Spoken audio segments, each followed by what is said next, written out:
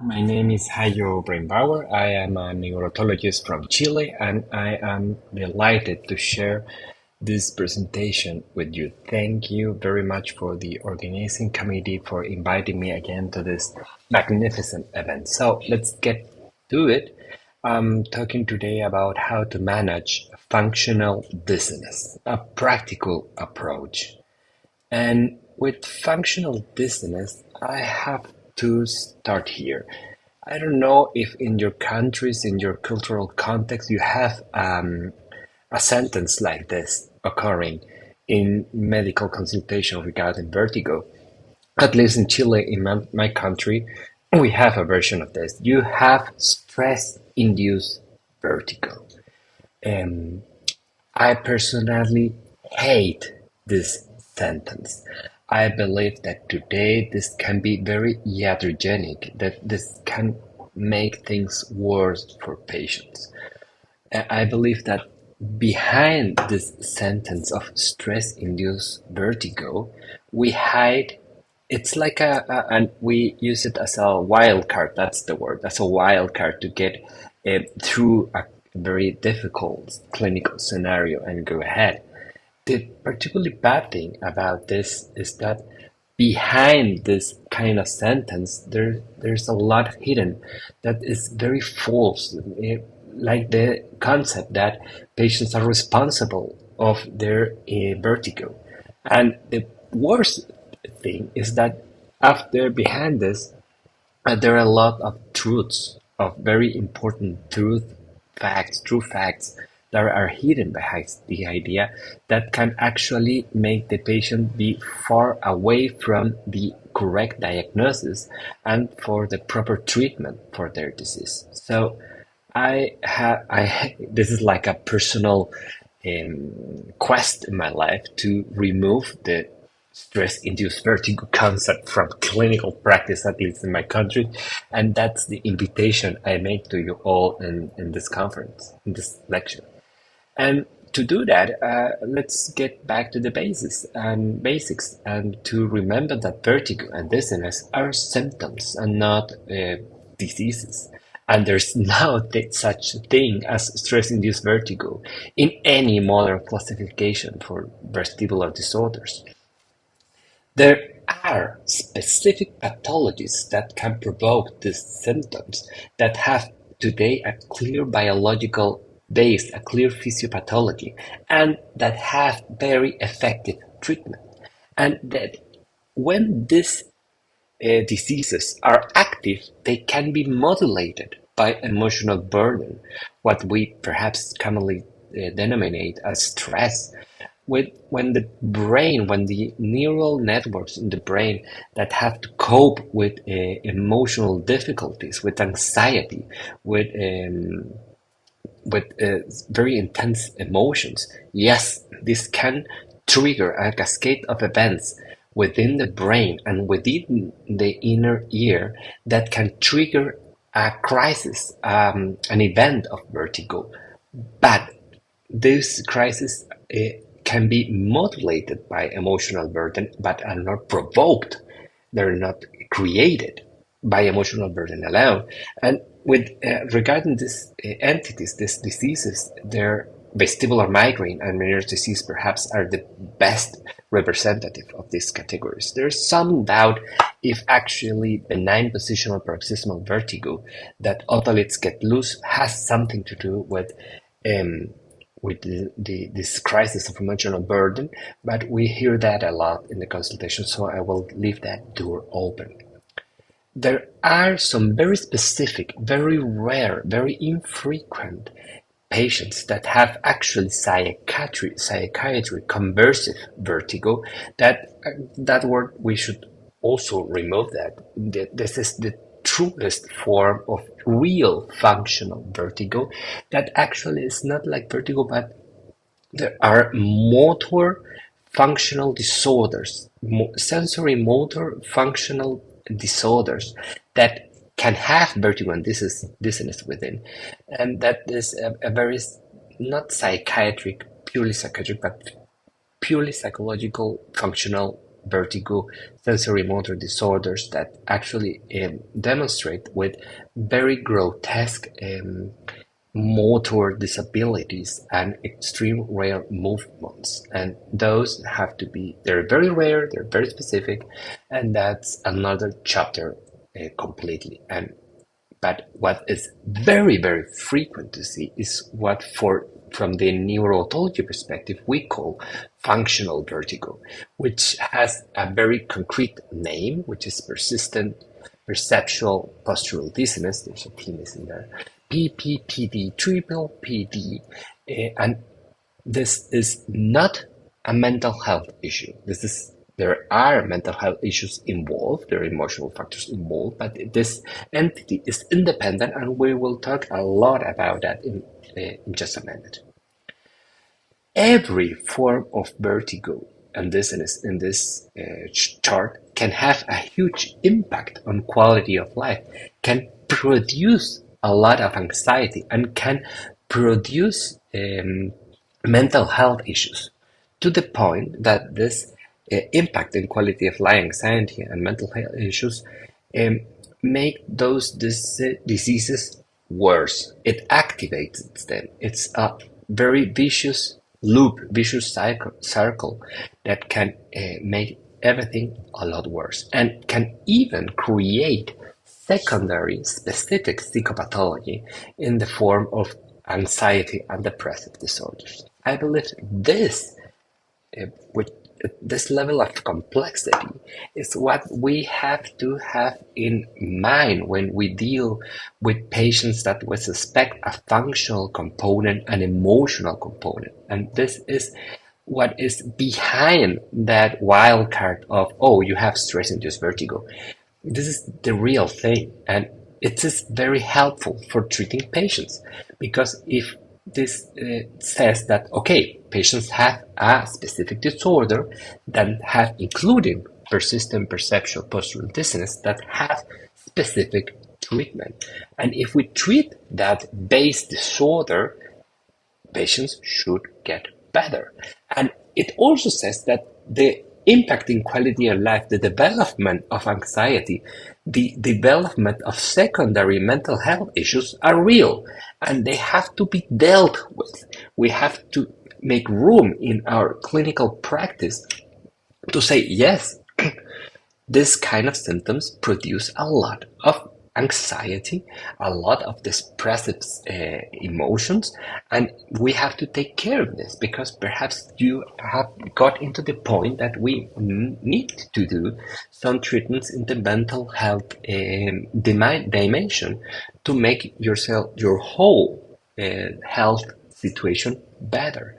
We have not to look or discard that and make it out of the way, but include it as another factor, another component of the health issue of our patient. That is like the main key, that is the main message of this whole presentation. So this has been made a lot simpler since the onset or the beginning of contemporary neurotology in the 80s and the early 90s, with the presentation in medical practice of the clinical sign of canal paresis, the head impulses, by Michael Harmagi and Eric Carters. From this point onwards, the Variety Society has made a tremendous work in giving us perhaps the best clinical tool we have to deal with vertigo and dizziness patients, which is the classification of vestibular syndromes in these three nice categories: acute vestibular disorders, episodic vestibular disorders, and chronic vestibular disorders. And this helps a lot to clear that misty, confusing patient reports of, oh, I have dizziness, I am dizzy. If we use this classification as primary tool to address patient symptomatology, everything gets clearer, and we can disaggregate and isolate the different components I have just spoken of. Just a very quick summary of that. Acute vertigo is 80% viral in terms of vestibular neuritis. 20%, perhaps this percentage is getting every day a larger percentage when with new evidence being published every day, that 20% are actually central posterior fossa events, most of them ischemic strokes, some of them demyelinization. And those are seen in the acute emergency department. This is the more serious, the more dangerous kind of vertigos, because we have to identify that 20% of stroke with the HINTS plus protocols, and most of these patients will have their symptoms improve with vestibular rehabilitation. That's acute vestibular syndrome in less than a minute. And actually, that's the most important thing. The most frequent form of vertigo is episodic, and it is small duration episodic vertigo, less than 2 minutes. And this is characterized by one disease, and this is benign paroxysmal positional vertigo, the most frequent form of vertigo in any setting. And those patients have a classical history. I know, you know what, since a couple of weeks I'm getting dizzy, particularly when I get up of bed or when I roll in bed to one side or the other. And vertigo is very brief, but it can be quite intense. If you hear that story, there's a very large positive predictive value that there are otoliths out of place that need to get a repositioning maneuver. And that's about it. And you can learn about how to test for positional vertigo in your office only with a chair, even without a clinical bed. I have other presentations regarding this on my website, and you can have very effective repositioning maneuver treatments. You see, there's very good treatment for all these diseases that represent most of vertigo cases.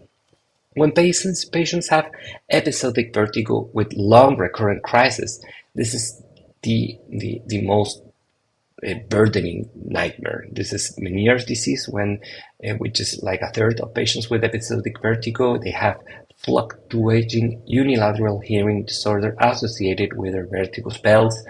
And now we have specific pharmacotherapy that is efficient in a large number of Meniere's disease patients to reduce vertigo, including transympanic treatments like corticoids and gentamicin. And vestibular migraine is the most frequent disease in this category, and it actually gets better if you think of vestibular migraine, which is the most frequent situation here, and it gets better with antimigrainous treatment. And from all disorders, perhaps these two are the ones that create the most devastating events in the patient's normal lives. They are very disruptive. They cannot get on with their work, with their social life, with their family life, and it's very often that these diseases create these vicious loops, these vicious circles that create very large amounts of anxiety and mental health issues that in turn are known to trigger more events of Meniere's disease. Remember, there's steroids receptors in the inner ear and vestibular migraine, and every patient with migraine knows that when you charge up that those complex cortical networks from where vestibular migraine triggers, there can be a vestibular migraine or a migraine attack. And then we have the chronic patients that feel dizzy the whole day, most of the days, for a long time, many months. And the king of all diseases in this category is persistent perceptual postural dizziness. Again, in my website, I have other presentation for the other less common diseases that can get into this category that require a presentation apart. But most patients will have this kind of dizziness, which is functional dizziness. This is the main category for functional dizziness, PPPD, persistent perceptual postural dizziness. Again, sorry for the misspelling in this presentation. This is a thing we know from a long time. since many decades before it had another names, but since 2017 we have a name for this: persistent postural perceptual dizziness. Again, a magnificent result of a lot of work from the Barani Society under the guidance of Jeffrey Stab, which requires recognition for the immense work in making this all the different people around the world get together and make this consensus, which has make a terrific impact in management of these patients. Before we had this diagnosis, a quarter or perhaps a third of patients, in general, from clinical perspective, went out from medical practice without a clear diagnosis. But when we add PPPD to our diagnostic repertoire, we this number decreases to only 2% going out without a diagnosis. And this is PPPD. It's among the top three diagnostic options when diagnosing patients with PPV, and we love those acronyms, don't we? And with vestibular migraine. Otoliths, vestibular migraine, and persistent postural perceptual dizziness are the three most frequent diagnoses you can make in a patient having dizziness. How does a patient with this disorder looks like? I always like to put this. It's patients that feel dizzy most of the time, that symptoms do not have a trigger, but they can exacerbate, they get worse when they're moving, when they're exposed to complex visual stimuli, and often PPPD presents after another disease producing vertigo or dizziness, which can be otoliths, vestibular migraine. There is a lot of comorbidity. Even an anxiety attack can trigger PPPD. And treatment, yes, we have treatment for this. Actually, many mild patients get better after only effective educations. Many patients with mild or moderate benefit from using selective serotonin reuptake inhibitors like sertraline, escitalopram, venlafaxine. And many patients also benefit from vestibular rehabilitation, including complex vestibular stimuli during that rehabilitation. And we have to recognize that some severe patients do not get better with using this kinds of treatment, and there's active research in how to help those. But what is PPD? What is physiopathology?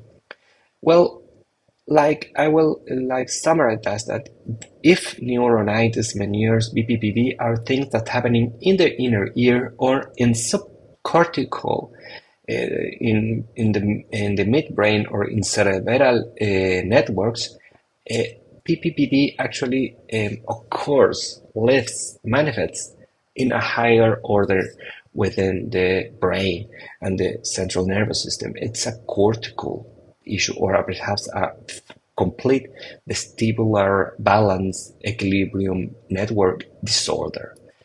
And within this disorder, there has been a lot of question: is this only a psychosomatic condition? Is it only psychic in nature? And the answer is quite simple: no.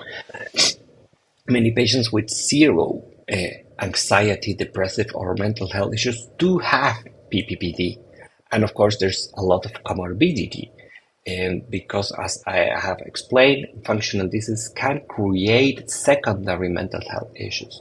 So if we previously had this mindset of how to classify vestibular disorders, we have to add a whole new category for functional software disorders, where PPPD is like the king of those classifications. So I'm running out of time, but I will go very quickly here. That actually there's evolving models of how to explain a PPPD. They're very complex, but they all focus on that there's a precipitant, another form of vertigo, or something that disorders the perception of space and time, and that can disarrange how the different systems that construct balance communicate within each other in the brain. This de-integrating these networks in the brain, go creating a shift towards an increased dependency on visual stimuli to create balance, to more rigid postural control, and to reduction in cortical integration of vestibular signals with other inputs from other systems. There's a lot of evidence in fMRI and EEG that shows us that these alterations occur in many regions devoted to connectiveness and to integration of multimodal signs. But there's this is not only in the functional realm. Actually, in severe PPPD patients that have their disease for a long time, there's actually a decrease in gray matter volume and purification, which show us the impact of this disorder within the brain. There's yet the models are incomplete. They're not satisfactory as a whole to understand how this actually occurs in the brain. A particular idea that I like is that PPD is actually created by a mismatch between how the brain predicts where the body is and will be in the immediate future in relation to their environment, and reality and reafference that our perception from visual, proprioceptive, and vestibular signals actually do not match with the prediction of where the brain thinks the body will be. This is Brand and Dietrich were the first to actually propose this as the core feature of functional dizziness. And in my group, we think that this is correct, but not only in the body reality, but in a whole spatial cognition dimension, so that patients actually get that PPPD. In PPPD, there exists a discrepancy between the inner model of the world and reality in a broader sense, including the spatial navigation instances of the brain. And in my group, we believe that actually the networks in the brain dedicated to computing spatial navigation, the position of the body within the world, is a key feature in this disease. We are conducting a lot of research in this regard to test if this hypothesis is correct, and we have just published a couple of weeks ago, our months actually now, data that shows that yes, patients with PPPD show a decreased function in spatial cognition, in spatial navigation particularly, which can be seen, and you can read the paper. I will not bore you with those details, but there's actually mounting evidence that this is a main feature of the disease, and that this is a disorder that affects other issues of cognition far beyond spatial cognition. This is very interesting to address that functional dizziness. That for the brain and for the construction of brain function as a whole, the vestibular input, the idea of where I am in the world, it's a very basic information that it's needed to organize the whole functioning of the brain. So this disorder actually impacts other cognitive functions that are usually not related to spatial or vestibular issues. And I will end this presentation with I am from Chile, and perhaps some of my work is based on a publication that was published 50 years ago in our country by a very smart guy, Arturo Tello, which is a father of the Chilean Otolaryngology, who published a book he called Otoneuropsychiatry.